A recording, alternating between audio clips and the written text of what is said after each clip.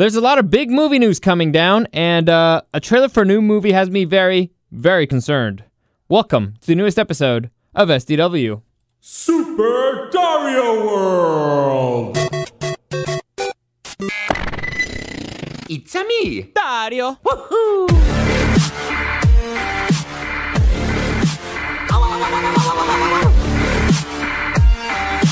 Let's go!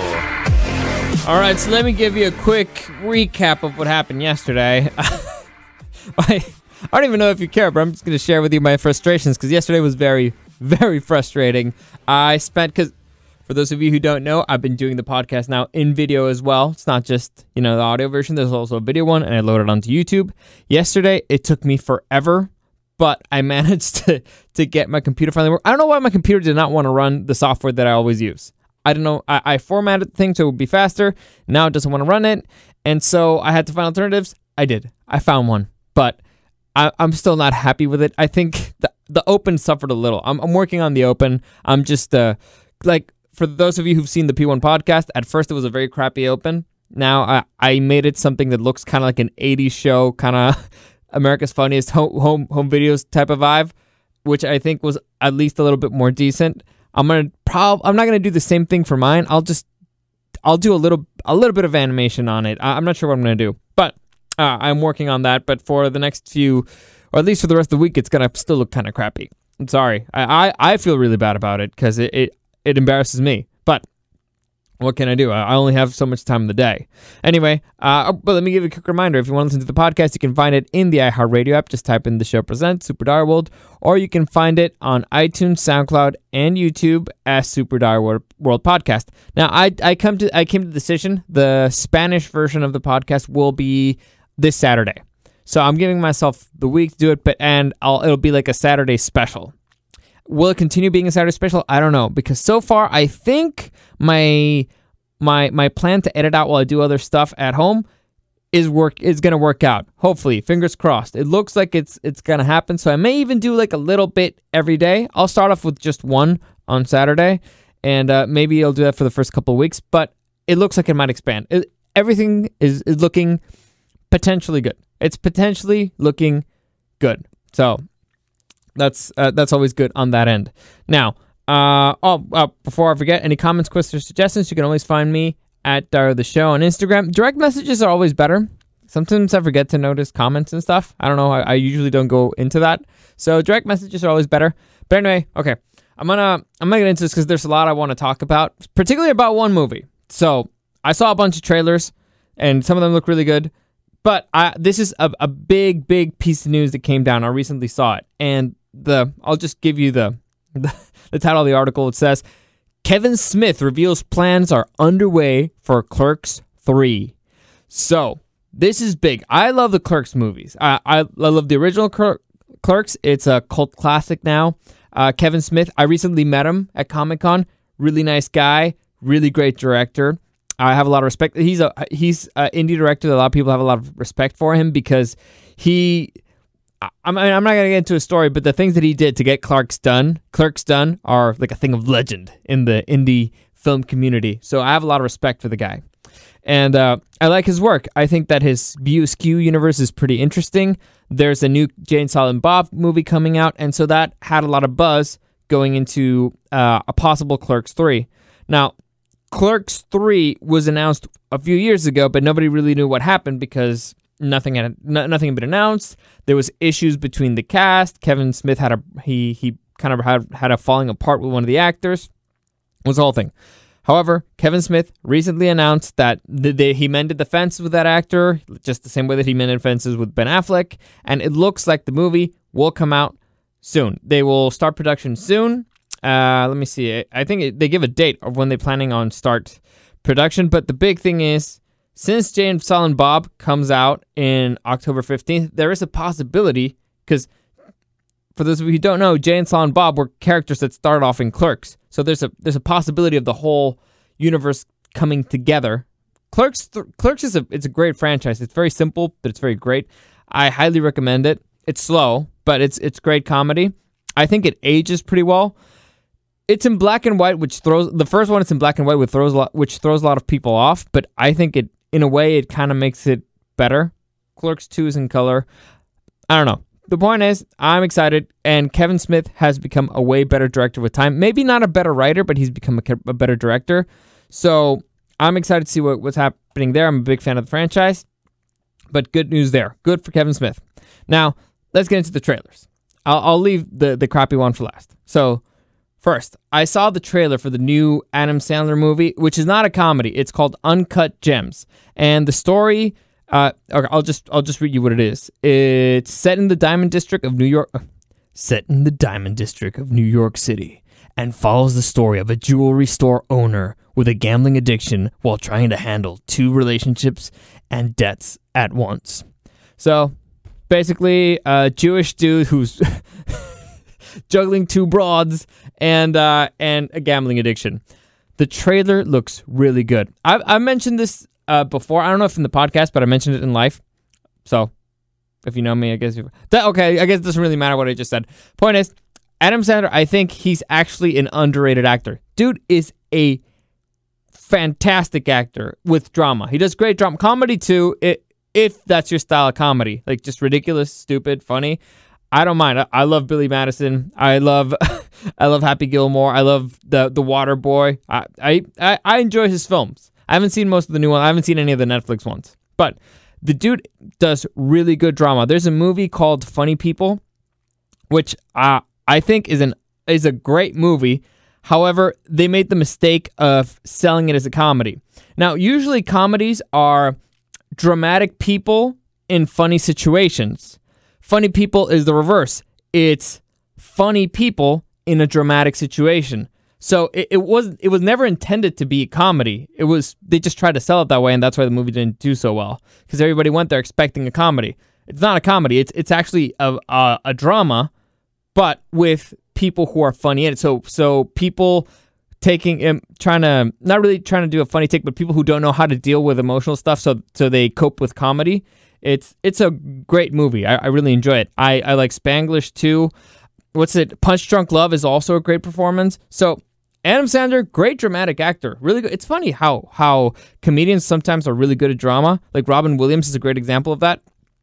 He was a genius. He was a comedic genius, but at the same time, he could make you cry. He could make you like really feel it. Anyway, so I highly recommend it. Check it out. The trailer, Uncut Gems. It comes out December 13th, and it will be distributed by Netflix, so you can just check it out there. The movie may be one of the better movies of the year. I think it's going to land there. It's going to be one of the better movies of the year. It looks pretty good, at least based off of the first trailer and from what I read of the story. So that's the first one. The second one, Guy Ritchie released a trailer for his upcoming movie, The Gentleman. Now, this movie stars Matthew McConaughey, Hugh Grant, Colin Farrell, and Jeremy Strong and Charlie Hunnam. It's a great cast. It might be one of the better casts that he's ever had. And the movie is about, follows American expat The movie follows American expat Mickey Pearson, who built a highly profitable marijuana empire in London. When word gets out that he's looking to cash out of the business forever, it triggers plots, schemes, bribery, and blackmail in an attempt to steal his domain out from under him. Okay, in an attempt to steal... Blah, blah, blah. I guess they forgot to put a period there. Anyway, Guy Ritchie is great at like British mob movies. He's made 2 of my favorite movies of that genre, one of them being Snatch. I think, Lock, Stock, and 2 Smoking Barrels, but Snatch is way better. Snatch, I love it. It's got Brad Pitt in it. It has Jason Statham before he was the transporter. It's a great movie. So, really funny.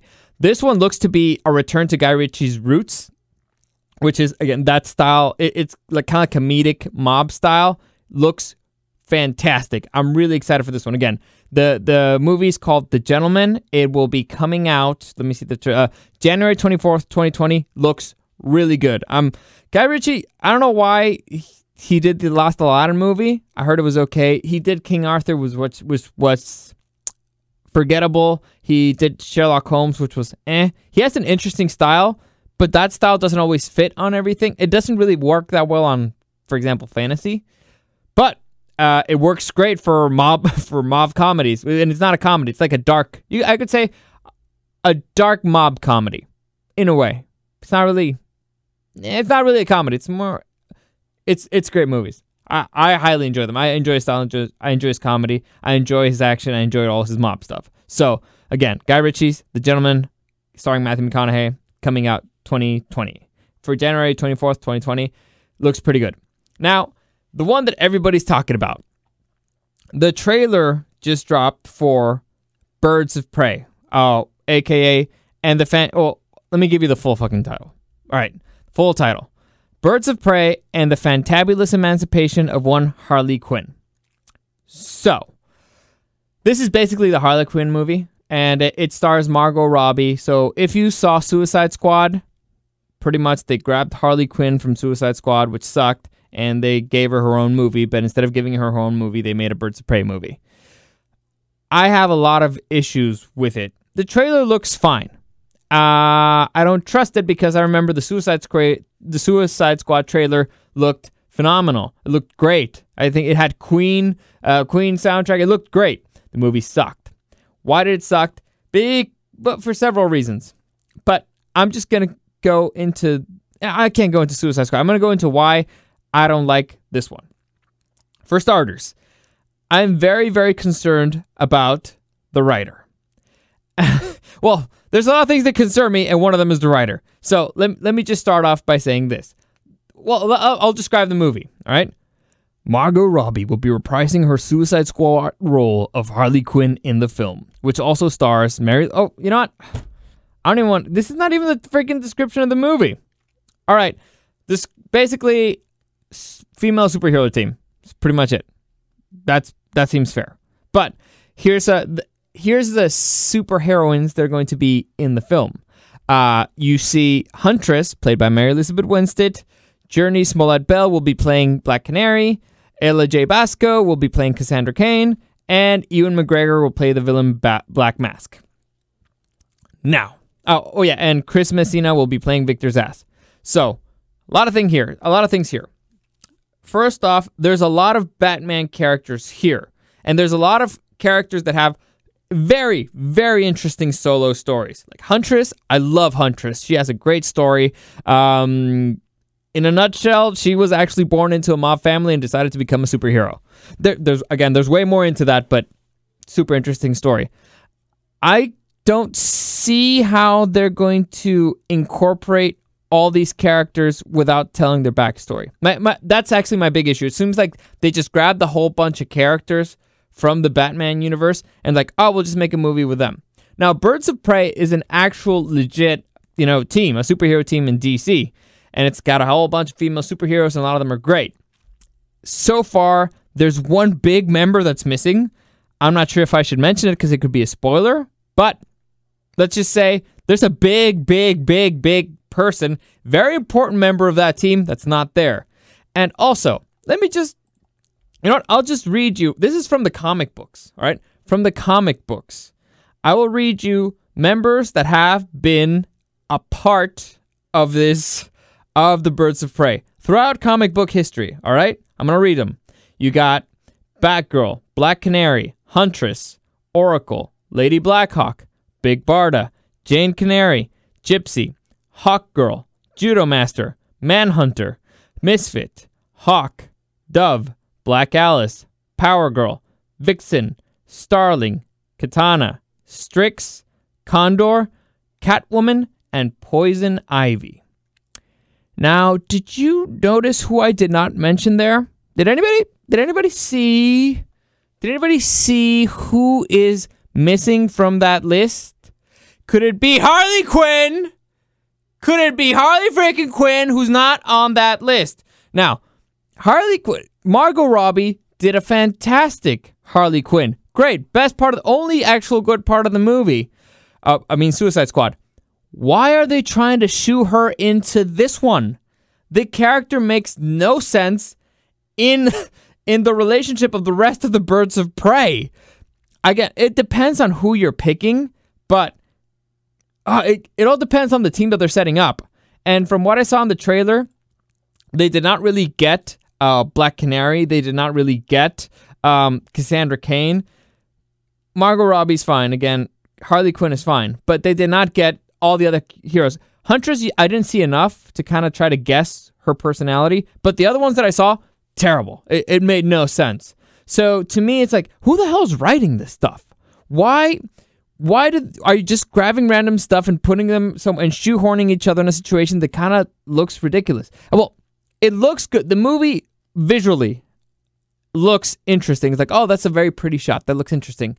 But if you know kind of what you're talking about a little bit in DC terms, it made no sense. These characters have a lot of very, very interesting stories. Why have you not learned your lesson, DC? What the MCU did was that you make a solo movie for a superhero, and then you bring all the superheroes together. It worked out great, I think. I think the MCU's been quite successful. The DC film universe has not been that successful because you started off, well, you did Superman, and then you decided, you know what, we're going to make our own universe, and then you just threw all the superheroes in there together. Now, you used all your big names, all right? So you could kind of get away with it. You could get away with a Batman, a Superman, a Wonder Woman, an Aquaman, a Flash. You can kind of get away with those because people already know them. These are a bunch of nobodies compared to them. Like, that's the A team. These girls are B team. The only A is Harley Quinn. The rest are B at the most. If anybody can tell me who the hell Cassandra Cain is, I'll be shocked. By the way, she becomes Batgirl. That's not a spoiler, I don't think. You can literally see it in the... I don't think it's going to happen in this film. Because for some reason, we're going into the DCU and how it makes no sense. It looks like they're trying to separate stuff, and at the same time, they want to keep them together. So, in this universe, Batman is older, so it makes sense that there's already, like, other heroes that are related to Batman, right? But we don't know who they are.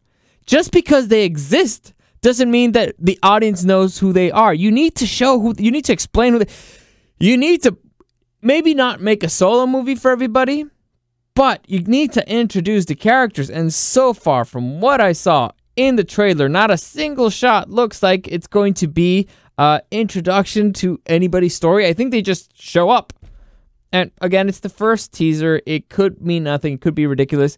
But I am concerned because you need a good amount of time to actually understand these characters, their personalities, how they came together. And I did not see one of the biggest and most important members of the Birds of Prey. You know, I'll just say it. It's I don't think it's a spoiler for anybody because I'm not really going to tell you the spoiler just in case. But Oracle is not in there. Oracle is not mentioned anywhere. You don't see it. Oracle's a very important part, very, very important part of the Birds of Prey. So it is very stressful. Let's just say that it was a stressful situation, and so I started doing some research, as I always do. And I was like, who wrote this? I need to know who wrote it, because that was the big thing. Suicide Squad might have looked pretty, but it made no freaking sense. So who the hell wrote this? And the answer to this is a woman named Christina Hudson. Now, Christina Hudson is known for having written the screenplay for a movie called Bumblebee. That's the Transformers movie. Other than that, she wrote the script for Unforgettable and Shut-In. If you don't know what those movies are, you're not alone. I don't think anybody saw them. The only one that actually somebody might have seen was Bumblebee, and still, I didn't see it. I didn't care. Looked dumb, and from everything that I heard, it looks forgettable. The point here being, the woman does not have a history of being a comic book person. She hasn't written anything that is DC related. She hasn't worked on anything that is DC related. She hasn't worked on anything that's superheroes. Transformers, I guess you could say, but I think it's closer to sci-fi, but it's still comic. It's not comic booky. I don't know. Point is, it's not DC. All right, Transformers, DC, very different things. So, this girl now gets Birds of Prey. She gets Batgirl, because she's also going to be writing Batgirl, and she's going to be writing The Flash. According to her filmography. Who the hell is she, and what has she done that tells you that, oh yeah, she could do this? There's only one thing here that seems that could fit in this whole criteria. In October of 2016, she was working on a female-centric action epic for Fox or something. And then she started writing for Birds of Prey. So she's somebody who's already working on a female-centric action movie. And the thing that bugs me here is that somebody probably said, you know what? How about, instead of just doing that, how about if you do Birds of Prey? It's the same thing. It's a female superhero. It's a female-centric action movie. You could just write it. And that's where I'm very, very, very concerned. Written by somebody who doesn't have a clear history of knowing the characters, who doesn't have... nowhere here do I see this woman having anything to do with Comic-Con, nothing to do with... with the geek world in general, other than Bumblebee. Nothing. The problem with most of these movies and why they suck is because you're hiring people who are not as passionate about the project or the characters or anything of it. And sometimes you hire people who are actually passionate about it and who are actually invested in the characters, who actually care, and they end up doing crap with it. And here you got an outsider. And it's not a bad thing to get an outsider if she does her job. Because the first thing I do if I get hired to do anything is I'll do a buttload of research. And it's possible that she did all her research. I'm just concerned. Very concerned, because from the things that I'm reading, from the research that I'm doing, from the knowledge that I have of the characters and the situation and the plot and the way that it looks, it doesn't make much sense. And it's looking like it's going to be another Suicide Squad, which sucks. Because again, amazing performance from Margot Robbie. The only good part of the freaking of Suicide Squad. But just simply grabbing the best character from something that sucked and putting it into something else that doesn't make any sense, you're shoehorning her into the story. All right? Harley Quinn really has nothing to do with the Birds of Prey, other than she's a woman. That's the only thing that they really have in common.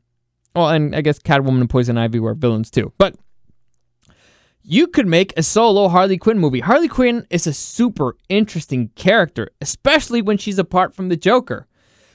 This was actually one of my critiques from Suicide Squad. Harley Quinn, the whole movie, she was super infatuated in love with the Joker. And it was kind of annoying. Harley Quinn becomes, whenever she's separated from the Joker, she kind of starts losing her craziness. And you start to feel bad for her because you see how messed up she was. The Joker played... well, there's a lot of versions of Harley, and a lot of them don't really go very well for her. But she's addicted to the Joker. It's a really messed up relationship. But there's versions of her where she becomes very likable once she starts seeing that, oh my God, I guess what I was doing was really messed up. When she's trying to heal. It makes her really relatable. It makes you really care about her. It makes her... well, you root for her because you want her to be saved. Because deep down, you don't think she's evil. She's just crazy. And you can treat crazy, I guess. Now, it's not as easy, but you can treat it. And it's a girl who was originally, her job was trying to help crazy people, and she got snatched by an evil dark entity known as the Joker, and it morphed her completely. Now, when she's separated from that, you relate to her. So that part could be interesting in itself. You don't need the Birds of Prey for that. And again, from what I saw in the trailer, I didn't see any hint of that. I didn't see it in Suicide Squad. I didn't see anything about her trying to save herself or just, trying to recover who she is as a person. Nothing. So, I'm just concerned. I'll just leave it at that. I'm concerned. I was optimistic. I was very, very excited for Suicide Squad. This one, I'm just going to be, you know what? I'll wait and see. I'm not even cautiously optimistic, not even a little. I think it's going to be bad. Honestly, like that's what my heart's telling me. It's going to be bad. So, sorry, but I think if you get excited for this one, you are just setting yourself up for disappointment. I off the top of my head, I don't see how with just those details. I know there are a few details, but they're big ones. They're very important ones. So just with those details alone, I don't see this movie going well. So hopefully I'm wrong. I really hope I'm wrong, honestly, because I think the DC universe has a lot of potential. It just needs to get its act together. DC needs to get its act together when it comes to movies. So anyway, that's it for today. As always, any comments, questions, or suggestions, you can find me at Dario the Show on Instagram. What else am I missing? For tomorrow, I will be doing the trivia thing again. People really enjoyed it. The video version is a little bit harder, but I'll do that as well. So you can look forward to that. And again, on Saturday will be the first Spanish version of the podcast. So, as always, thank you for listening, and I'll see you again tomorrow.